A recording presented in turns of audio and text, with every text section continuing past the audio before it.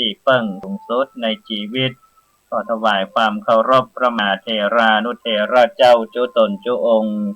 ได้มีพระเดชพระคุณหลวงพ่อพระเทพโกศลหลวงพ่อที่ปรึกษาเจ้าคณะภาค7วัดศรีโสดาพระอารามหลวงเป็นเก้าเป็นประธานพระเดชพระคุณหลวงพ่อพระเทพปริยัติหลวงพ่อเจ้าคณะจังหวัดเชียงใหม่พระเดชพระคุณหลวงพ่อพระเทพสิงหวราจารย์หลวงพ่อรองเจ้าคณะจังหวัดเชียงใหม่ฝ่ายงานเผยแผ่หลวงพ่อพระโกศิษฐ์ประยัตยาภรณ์หลวงพ่อเจ้าคณะตำบลสุเทพเขต1วัดป่าแดงมหาวิหารหลวงพ่อพระครูปริยัติยานุศาสตร์หลวงพ่อที่ปรึกษาเจ้าคณะอำเภอเมืองเชียงใหม่วัดฝ่ายหินครูบาอาจารย์เจ้าโจตนโจองค์ขอเจริญพรญาติโยมหุ้นส่วนธรรมและกัลยาณธรรมทุกผู้ทุกท่านที่กำลังรับฟังสถานีวิทยุกระจายเสียงพระพุทธศาสนาแห่งชาติและสังคม FM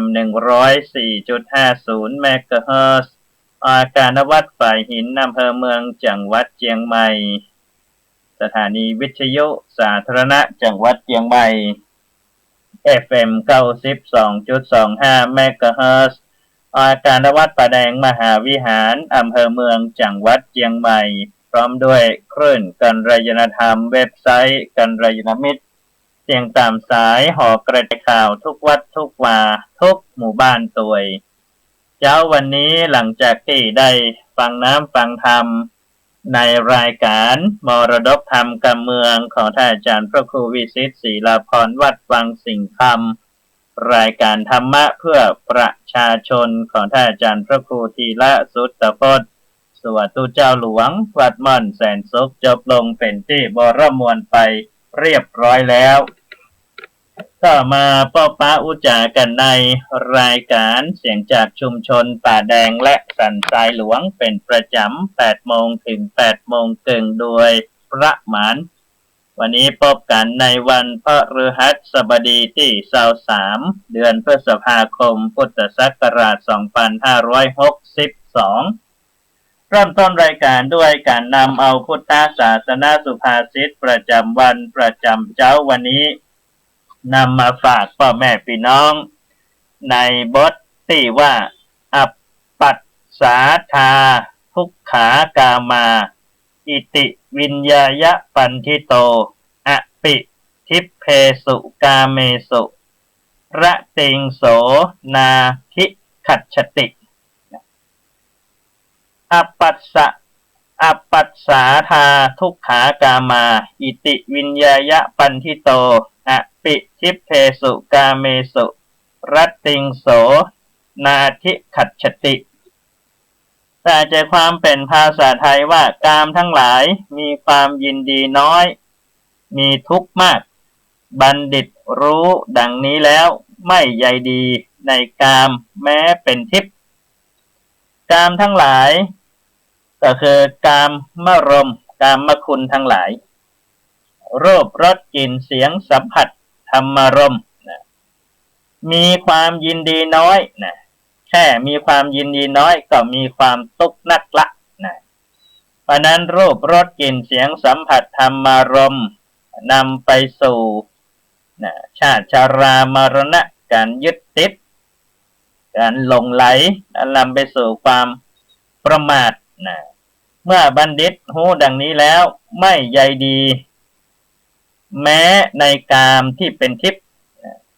แม้ในกามที่เป็นทิพย์นะกามมารมณ์รูปรสกลิ่นเสียงที่เป็นทิพย์นี่ก็ไม่ยินดีนะถ้าเป็นบัณฑิตเพราะนั้นกามคุณกามมารมณ์ทั้งหลายรูปรสกลิ่นเสียงสัมผัสธรรมารมณ์เนี่ย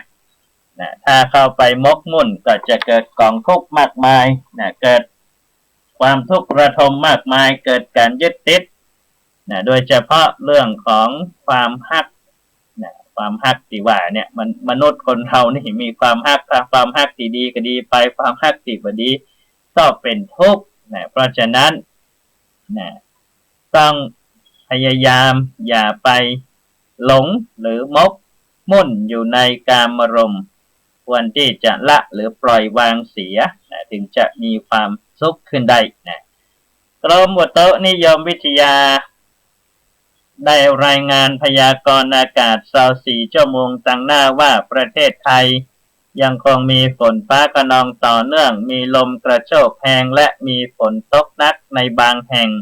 ในภาคเหนือภาคตะวันออกเฉียงเหนือภาคกลางภาคตะวันออกและภาคใต้เนื่องด้วยว่ามรสุมตะวันตกเฉียงใต้ได้พัดปกคลุมทะเลอันดามันและประเทศไทยเข้าสู่หย่อมความกดอากาศต่ำในบริเวณชายฝั่งประเทศเวียดนามตอนกลางลักษณะเช่นนี้ก็จะส่งผลให้ประเทศไทยนั้นมีฝนฟ้าคะนองมีลมแรงมีฝนตกหนักในบางแห่งทั่วทุกภูมิภาคแต่ละภาคนั้นก็จะประมาณ60%ของพื้นที่รวมไปถึงภาคเหนือเฮาตัวภาคเหนือของเฮาเจ้าวันนี้ถึงเจ้าวันพรุ่งนี้ก็จะมีฝนฟ้าคะนอง60%มีลมแรงและก็มีฝนตกหนักในบริเวณแม่ฮ่องสอนเชียงใหม่ลำพูนลำปางเชียงรายแพร่สุโขทัยกำแพงเพชรและจังหวัดตาก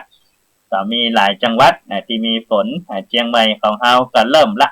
มีฝนเข้ามาละเพราะฉะนั้นพ่อแม่พี่น้องก็ต้องเตรียมความพร้อมไม่ประมาทในการที่จะดูแลสุขภาพร่างกายอย่างที่บอกกิ่งไม้ใบหญ้าในที่เฮาสามารถจะตัดแต่งให้เพื่อที่จะป้องกันลมกิ่งมันหักก็ดีฝนตกหนักบ่เฮ็บตกก็ดีก็จะไปอุดตันต่อน้ำเหล่านี้เป็นต้นรวมไปถึงเรื่องของน้ำที่ขังก็จะทำให้เกิดยุงลายยุงลายก็เป็นพาหะของโรคไข้เลือดออกเนี่ยซึ่งก็เกิดขึ้นละเดี๋ยวนี้แต่ก่อนนี้มันเหมือนไหนมีเตื้อไข้เลือดออกแต่ถึงวันนี้ก็มีสายพันธุ์ใหม่เข้ามาเพราะนั้นก็ต้องดูแลสุขภาพร่างกายกันด้วยด้วยความเป็นห่วงใยท่านไหนที่เดินทางก็เตรียมอุปกรณ์ที่จะป้องกันฝนเพราะว่าจะเป็นรถยนต์รถมอเตอร์ไซค์รถจักรยานเหล่านี้เป็นต้นก็ต้องดูแลแม้แต่การเดินทางคำวัดประจำวันในเจ้าวันนี้นำเสนอคำว่านิพัทธกุศลนิพัทธกุศลแปลว่ากุศลที่ทำเป็นนิจหมายถึงบุญและความดีที่ทำเป็นประจำทำเป็นปกตินิพัทธกุศลนี่หมายถึงบุญคุณงามความดีที่ทำเป็นประจำอย่างเช่นใส่บาตรรักษาศีลเจริญจิตตภาวนาทำบุญหยาดน้ำหมายตานไปหาผู้ที่ล่วงลับดับขันบริจาคสิ่งของช่วยเหลือสาธารณประโยชน์ช่วยเหลือสังคมตั้งตนอยู่ในศีลในธรรมกิจกรรมเหล่านี้ล้วนเป็นบุญเป็นกุศลเป็นความดีพ้องว่านิพัทธกุศลทำเป็นประจำติดต่อกันบ่ได้ขาดโดยมีความตั้งใจมีเจตนา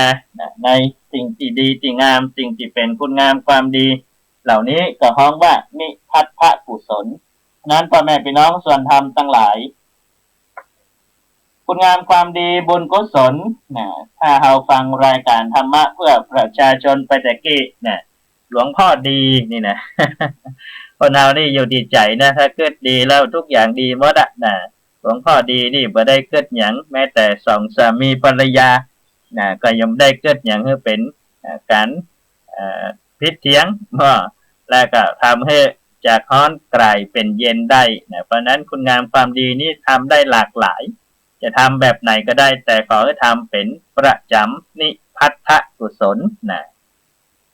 ก่อนที่จะไปอุจากันในเรื่องราว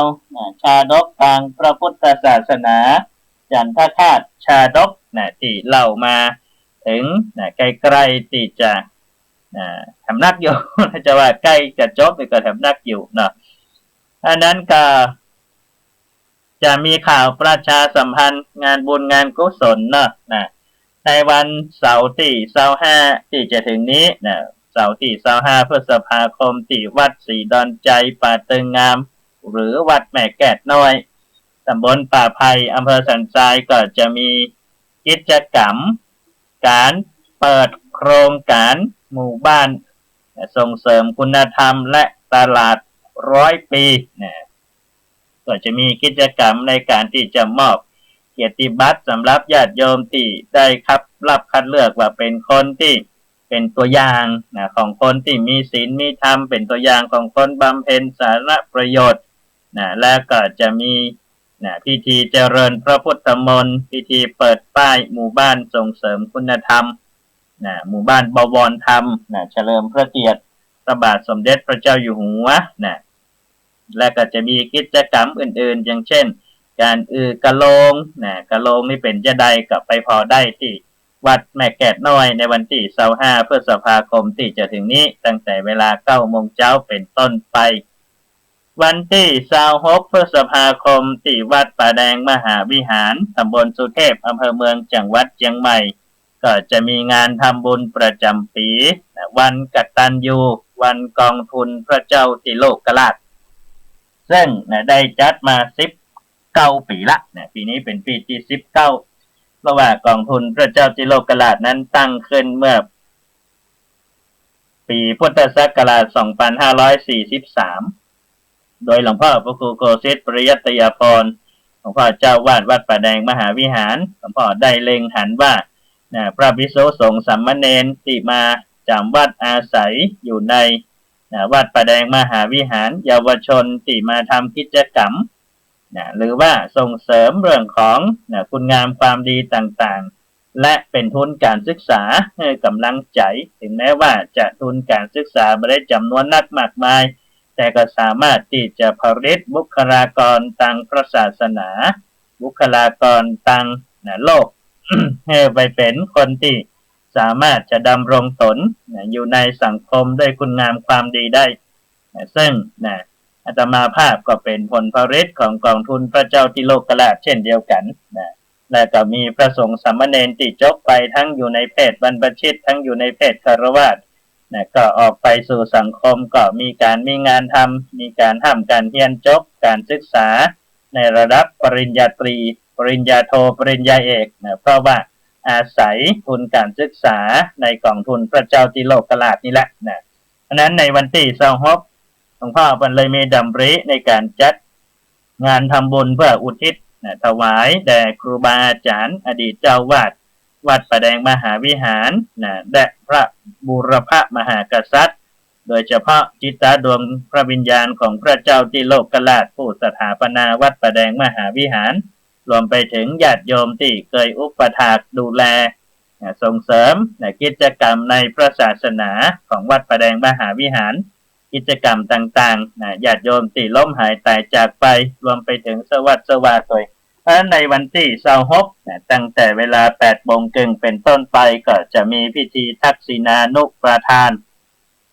เวลา 9 โมงครึ่งก็จะมีพิธีเจริญพระพุทธมนต์เวลาบ่ายโมงก็จะเป็นพิธีมอบทุนการศึกษาแด่พระสงฆ์สามเณรและเยาวชนรวมไปถึงทำบุญทอดพระถวายผ้าป่าสามัคคีเพื่อสมทบกองทุนพระเจ้าติโลกราชแถมดังนั้นพ่อแม่พี่น้องท่านไหนจะไปร่วมกิจกรรมจะเอาหงกินหงทานไปจะเอาภัตตาหารเพลไปถวายหรือจะร่วมเป็นเจ้าภาพสมทบทุนกองทุนพระเจ้าติโลกราชก็สามารถที่จะติดต่อและร่วมทำบุญได้ที่วัดสันทรายหลวงนี่ก็ได้ที่วัดป่าแดงมหาวิหารก็ได้อันนี้เป็นข่าวประชาสัมพันธ์กองบุญกองกุศลนำมาฝากพ่อแม่พี่น้องกันเนาะจันทคาตชาดกเมื่อตะวันนี้ สุมาภัย อาตมาภาพได้เล่ามาถึงตอนที่พระเจ้าจันทคาตคือพระโพธิสัตว์เจ้าของเฮา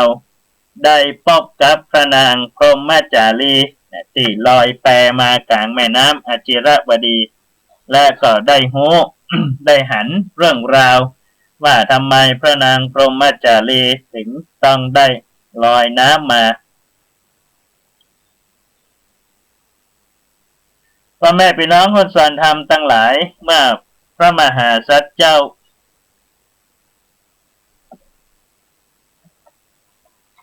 ได้ทราบเรื่องราวของพระนางพรหมจารีแต่ว่าพระนางพรหมจารีนั้นก็บอกว่าได้รับความช่วยเหลือตามที่ได้ตั้งจิตอธิษฐานไว้พระนางก็จะลองใจ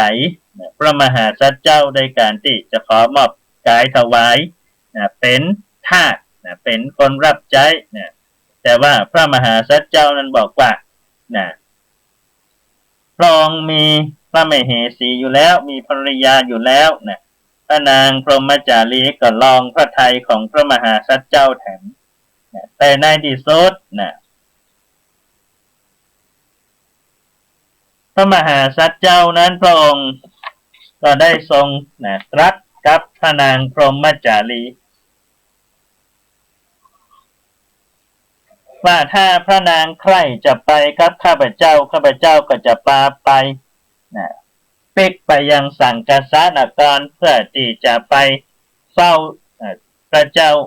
สุทัศนจักรนะพระสวามีเพื่อที่จะได้ทูลขอโทษเถอะนะพระนางพรหมจารีจึงได้กราบทูลต่อพระมหาสัจเจ้าว่าถ้าพระองค์จะพาหม่อมฉันไปเฝ้าพระสวามีแล้วทูลขอโทษถ้ากระนั้นก็อย่าพาข้าเจ้าไปเลยจงฆ่าข้าเจ้าให้ตายนี่เสียเถอะพระมหาสัจเจ้าก็ตรัสต่อไปว่าถ้าพระนางบ่ต้องการที่จะไปเข้าเฝ้าพระสวามีอันก็ไปเฝ้าพระชนกพระชนนีที่เมืองดีกว่าเมืองบ้านเกิดพระนางพรหมจารีก็กล่าวว่าถ้าจะปิดไปยังบ้านเมืองข้าเจ้าก็อายเหล่าเสนาอมาตย์ปุโรหิตเพราะฉะนั้นข้าเจ้าจึงไปบ่ได้พระมหาสัจเจ้าก็ตรัสว่าถ้าพระนางบัปิกไปยังเมืองของพระสวามีพระนางบัปิกไปยังบ้านเกิดเมืองนอนแล้วพระนางจะไปที่ไหนพระนางพรหมจารีก็กล่าวต่อไปว่าถ้าท่านจะไปที่อื่นข้าเจ้าจะตวยไปขอเป็นทาสีรับใช้ท่านยกเว้น2เมืองนี้ที่ข้าเจ้าจะบ่ไปตวยพระเจ้าจันทคราชพระโพธิสัตว์เจ้าจึงตรัสว่าข้าพเจ้าเนี่ยเกิดในตระกูลเข็นใจส่วนพระนางนั้นอุบัติในตระกูลของกษัตริย์เป็นคัตติยกัญญาจะมาอยู่ร่วมโดยข้าพเจ้ามันบ่สมควรพระนางพรหมจารีก็กล่าวต่อไปว่าก็ท่านก็เป็นมนุษย์เราก็เป็นมนุษย์นับว่ามีชาติเสมอกันแต่ก่อนบุรุษมนุษย์กระทำการสังวาสกับนางเทพธิดายักษ์กับงูยักษ์กับมนุษย์มนุษย์กับนางสากุณีชาติตระกูลบ่เป็นประมาณใจและเป็นสำคัญนี่คำพูดของพระนางพรหมจารีได้กล่าวกับพระโพธิสัตว์เจ้าของเขาพระมหาสัตว์เจ้าได้ฟังดังนั้นก็ทรงเกิดในใจว่าถ้าเราจะพาพระนางพรหมจารีไปเฝ้าพระสวามีเพื่อทูลขอโทษพระนางก็คงไม่ยอมไปจะปิกไปบ้านเกิดเมืองนอนพระนางก็คงไม่อยากไปเพราะคำตอบหันได้ชัดเจนเมื่อพระโพธิสัตว์เจ้าพระองค์ทรงดำริเกิดในใจพระองค์ก็เกิดว่าเราจะทำจะได้เพื่อที่จะให้พระนางนั้นได้พบกับสิ่งที่ดีในชีวิตได้จึงได้ตรัสว่า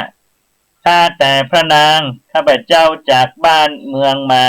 ผ่านป่าผ่านดงผ่านบ้านเมืองต่างๆมานักต่อนักต่อไปนี้จักเดินทางไปไกลจักไปตัวก็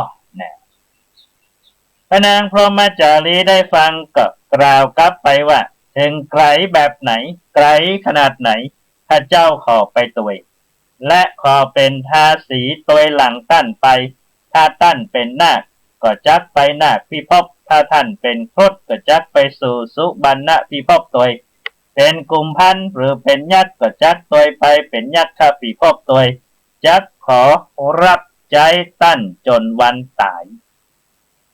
ในขณะที่พระโพธิสัตว์เจ้าและพระนางพรหมจารี ได้สนทนากันอยู่นั้นพระอาทิตย์ก็อัสดงลับดอยไปจึงได้พักผ่อนกันณเปิ้นต้นไม้ใหญ่ถึงเวลาเที่ยงคืนพระนางพรหมจารีต้องการจะทดสอบใจพระมหาสัจเจ้าแถมจึงได้ตื่นขึ้นมาแล้วจับลูกคำตัวพระมหาสัจเจ้าพระมหาสัจเจ้าพระองค์ก็ทรงตื่นแต่ว่าพระนางกาละกันนีนั้นก็พร่ำไปว่าพระเจ้าเป็นคนชั่วเป็นคนกาละกันนีพระนางพรหมจารีทำบุญวาสนาบ่ได้ตั้นจึงบ่มีเยื่อใยพระมหาสัจเจ้านั้นกลัวทุกพระพลภาพจึงบ่ยินดีตัวจึงได้ตรัสออกไปว่าพระราชสามีของพระนางเกี้ยวแต่ก็หาได้ทรงตัดอะไรไม่ทั้งพระชนกพระชนนีของพระนางก็ได้ทรงฝากฝังไว้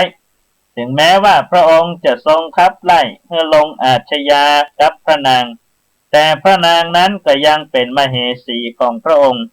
ถ้าพระนางจุติจากนี้ไปแล้วถือปฏิสนธิต่อไปนั้นจักชื่อว่าบ่ได้เป็นมเหสีของพระเจ้าสุทัศนจักรอันหนึ่งพระชนกพระชนนีทรงทราบเรื่องถ้าทรงอนุญาตบาปก็จักบ่มีแก่ข้าพเจ้าราชสามีของพระนางทรงเกลี้ยวแค่ชั่วครั้งชั่วคราวทรงขับไล่บ่ได้ทูลพระชนกพระชนนีให้ทรงทราบก็เชื่อว่ายังทรงบ่ได้ตัดอะไรจากพระนางข้าพเจ้าจะพาพระนางไปเฝ้าพระชนกพระชนนีเพื่อได้ทูลถึงความจริงและถ้าพระองค์ทรงอนุญาต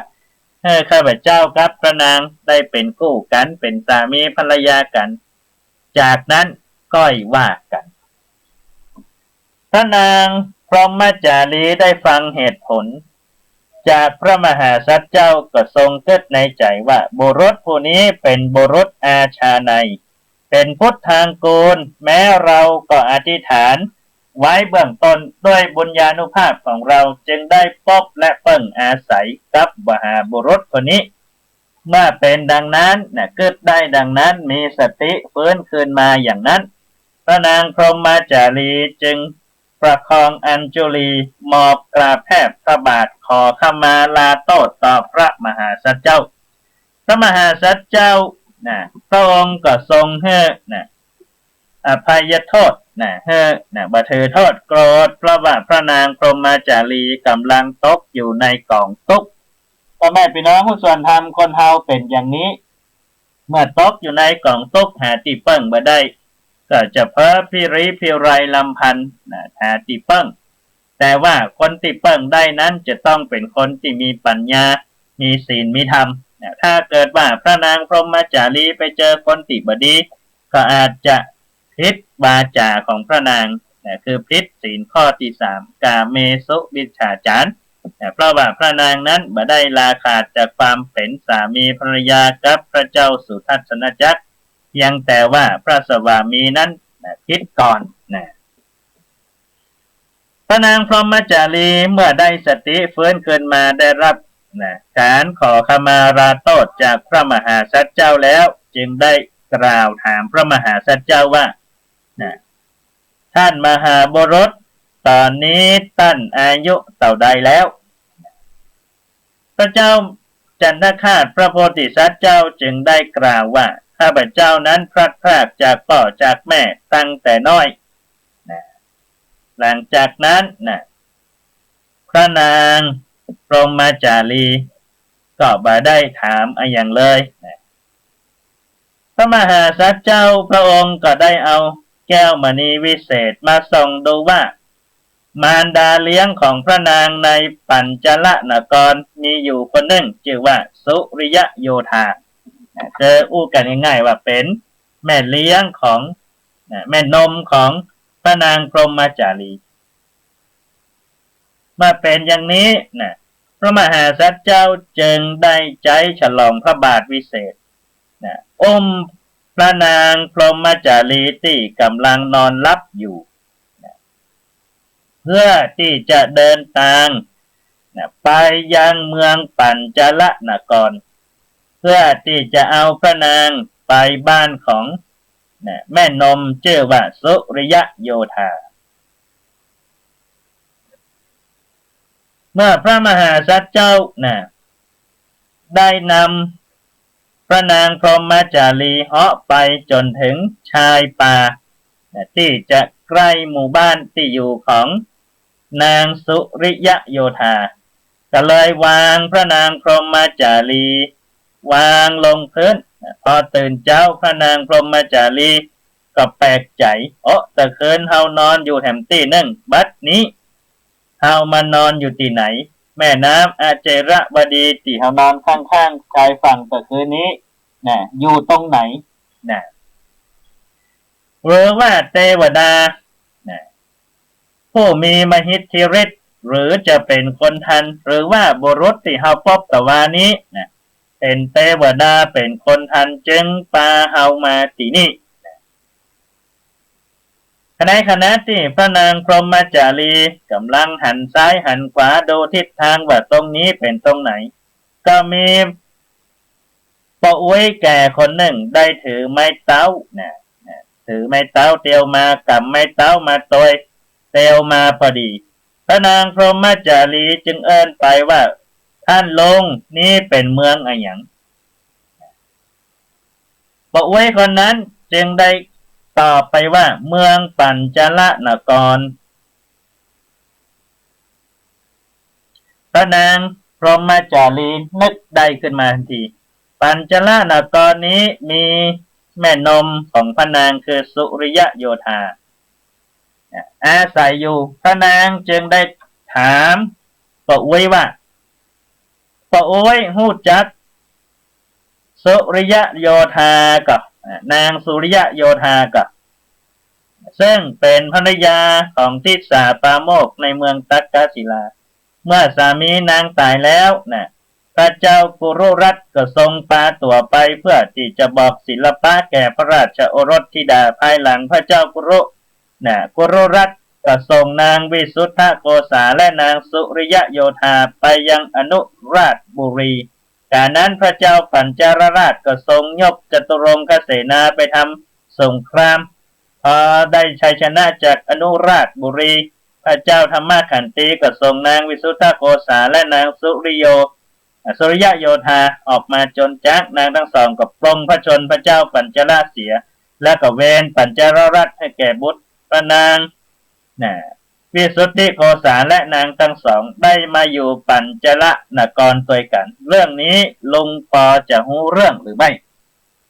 เรื่องราวของพระนางพรหมจารีก็ดีเรื่องราวของพระโพธิสัตว์เจ้าของเฮาก็ดีเรื่องราวของพระนางเทวทิลังกาก็ดีในจันทคาตชาดกจะเป็นจะใดพ่อแม่พี่น้องท่านผู้ฟังต้องมาติดตามต่อไปในสัปดาห์หน้าเพราะว่าวันพรุ่งนี้ขออนุญาตลากิจ1 วันเนื่องจากมีศาสนกิจในช่วงเช้าขอความสุขสวัสดีจงบังเกิดมีแด่ทุกท่านขอเจริญพร